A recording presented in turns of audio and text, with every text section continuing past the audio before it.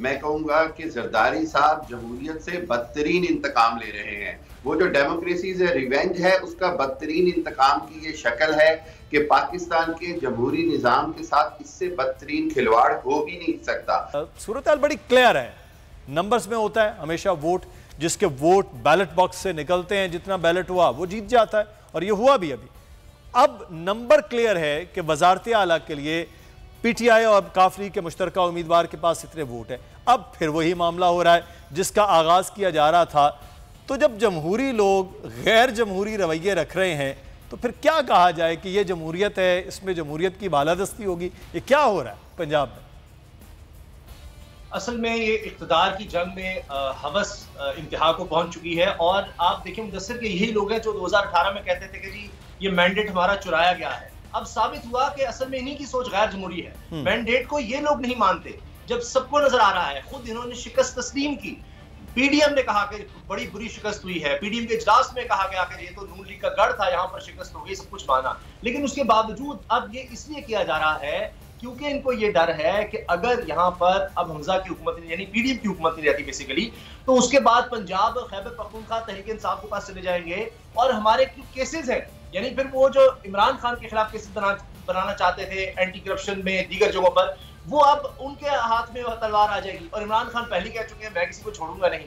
तो ये असल मसला है। और अब इनको ये भी लगता है कि आगे इनकी बारी नहीं बन रही, इसलिए अब ये समझते हैं कि जितना वक्त हो सकता है हम गुजार सकें, और उसके लिए सारे हथकंडे आजमाए जा रहे हैं। वरना नंबर गेम तो क्लियर है। मुझे ये लगता है कि ये सब कुछ करने के बावजूद, ये मंडी लगाने के बावजूद, दावों के बावजूद भी ये हारेंगे। और फिर आप देखें ना कि बदनामी भी अलग होगी और उसके बावजूद शिकस्त होगी। इनके जितने ये सारे कहना था जी इमरान खान सिलेक्टेड है, ये फलां है, ये इलेक्शन में ये हुआ वो हुआ, वो सब उल्टा इनके खाते पड़ रहा है। सब चीजें लोगों के सामने आ रही हैं कि इलेक्शन रिगिंग के माहिर, इदारों को साथ मिलाने के माहिर, अंपायर को साथ मिलाने के माहिर, मंडियां लगाने के माहिर, तो ये लोग हैं। अच्छा मशरकी साहब, एक चीज़ बड़ी अब नज़र आ रही है, बाकायदा वीडियोज़ के ज़रिए भी बताया जा रहा है पाकिस्तान तहरीक इंसाफ के लोगों की जानिब से उन्हें बैरून मुल्क से भी धमकियाँ आ रही हैं, फिर धमकियों के साथ ऑफ़र्स भी हो रही हैं, और ये तमाम तर जो मामला है। लेकिन इस सारे अमल में एक चीज़ बड़ी हैरानकुन है, ये जब भी कोई ख़रीदो फ़रोख्त की बात आती है, चाहे वो बलूचिस्तान हो, चाहे वो सेनेट के मामलात हों, चाहे वो पंजाब में पहले या अब के मामलात हों, ये जरदारी साहब का नाम क्यों आ जाता है सब सरे फहरिस्त? बहुत शुक्रिया मुदस्सर। बात यह है कि मैं कहूंगा कि जरदारी साहब जमहूरियत से बदतरीन इंतकाम ले रहे हैं। वो जो डेमोक्रेसी से रिवेंज है उसका बदतरीन इंतकाम की ये शक्ल है कि पाकिस्तान के जमहूरी निजाम के साथ इससे बदतरीन खिलवाड़ हो ही नहीं सकता। मैं बताऊं, जिस तरह उसामा कह रहे हैं कि असल बात यह है कि जो वफाकी हुकूमत है वो इस पंजाब की हुकूमत के साथ खड़ी है। इनकी अमारत जो है वो सारी धड़म से नीचे गिर जाएगी जैसे ही पंजाब में भी इनकी हुकूमत खत्म हो गई। आप सोचे ना कि तारीख का ये वाहिद गवर्नमेंट होगी जिसकी किसी सूबे में हुकूमत नहीं, गिलगित बल्तिस्तान में हुकूमत नहीं, कश्मीर में हुकूमत नहीं। तो क्या वजीर आजम सिर्फ इस्लामाबाद के 20 किलोमीटर स्क्वायर का वजीर आजम रह जाएगा? ये सारे सवालात हैं। और जरदारी साहब जो कर रहे हैं, मैं समझता हूं कि वो बिलावल का मुस्तकबिल से भी खेल रहे हैं। पीपल्स पार्टी पंजाब में तो खत्म हो ही गई थी, ये सिंध के लिए भी अपने आप को खत्म कर रहे हैं।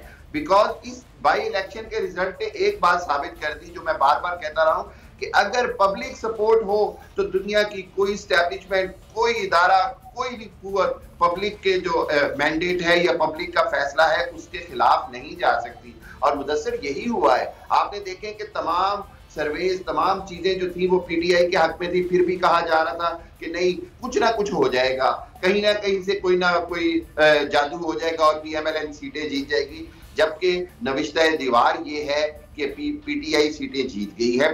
पीटीआई का हक बनता है काफ लीग के जो परवेज इलाही हैं उनको वजारत आला दी जाए। और मैं आपको एक और बात बता दूं कि अगर ये करेंगे, अगर ये सूरत खराब हुई तो ये जमहूरियत की पूरी बसात लिपट जाएगी। ये इनको समझ नहीं आ रहा कि वो हमारे यहाँ ना पंजाबी में कहते हैं ना खेडेंगे ना खेडन देंगे। ये इस तरह की सूरत हाल करना चाह रहे हैं, ना ये खुद खेलना चाह रहे हैं ना खेलने देंगे।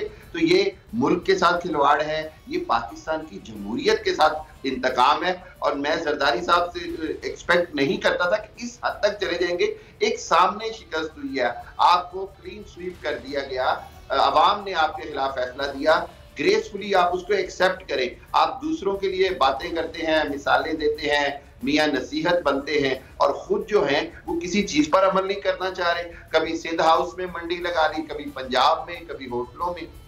बिल्कुल। अच्छा लेकिन एक चीज मैं उसामा आपसे यहाँ जानना चाहेंगे। देखें, इक़्तिदार की जंग में तमाम तर हरबे, आखिरी कार्ड, और जो खान साहब कहते हैं कि आखिरी गेंद तक लड़ने का, सर वो तो फिर हक इस वक्त भी है ना।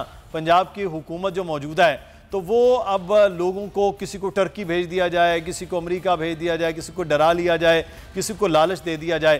वो कहते हैं यही कुछ इधर से हो रहा है। इलियास चनूटी साहब नूनिक के वो आए, उन्होंने कहा जी मुझे बड़ी ऑफ़र हुई है करोड़ों रुपए की।